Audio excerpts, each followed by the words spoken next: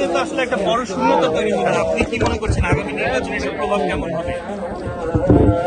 নির্বাচনে এটার যত প্রভাব থাকবেই, কারণ ওভারঅল আমরা বর্তমানে বাংলাদেশে এই যারাই রাজনীতিতে আছেন সক্রিয়, যারাই প্রতিদ্বন্দ্বী পক্ষ প্রতিপক্ষ যারাই আছেন, তাদের সকলের দৃষ্টিতেই বেগম জিয়া ছিলেন এক অনন্য উচ্চতায়।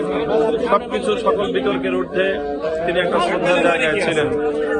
তার অবর্তমান এবং তার শূন্যতা, এটা যেমনি ভাবে তার দল বিএনপির উপর একটা প্রভাব তৈরি করবে। বিএনপির সকল নেতাকর্মীরা সবশেষে বেগম জিয়ার প্রতি তাদের একটা অগাধ শ্রদ্ধা ভালোবাসা ছিল, যার কারণে তারাও অনেক সময় সহনশীলতা অবলম্বন করে চলতেন। জাতীয় রাজনীতির অন্যান্য পক্ষরাও তারাও বেগম জিয়াকে একটা শ্রদ্ধা রেখেই তাদের কর্মতৎপরতা পরিচালনা করতেন। সেই জায়গা থেকে একটা বড় অপূরণীয় শূন্যতার সৃষ্টি হলো। এরপর আমরা আশা করি যে আমরা তার এই শূন্যতাকে আমরা সকলে মিলে পূরণ করার চেষ্টা করব। আমরা যেন আগামী বাংলাদেশটাকে এভাবেই করতে পারি। আমি বহু আগে থেকেই বলি যে জুলাইয়ের অংশীজনদের মধ্যে এত দ্রুতই মুখোমুখি কোনো সংঘাতমূলক পরিস্থিতি সৃষ্টি হওয়াটা কাম্য নয়।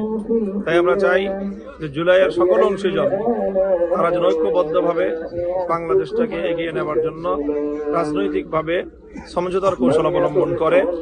এটা আমার অব্যাহত বক্তব্য। আমি আবার নতুন করে বিএনপি, জামাত ইসলাম সহ সকলের প্রতি আমার সেই আহ্বান আমি আবারও জানাচ্ছি যে বেগম জিয়ার অবর্তমানে বিশেষ করে নতুন আরেকটি যে ক্রাইসিস এবং শূন্যতার সৃষ্টি হলো, সেই ক্ষেত্রে দেশকে রক্ষা করার জন্য, আধিপত্যবাদ থেকে এবং দেশের ষড়যন্ত্রকে মোকাবেলা করার জন্য জাতীয় ঐক্যের অনেক বেশি প্রয়োজন।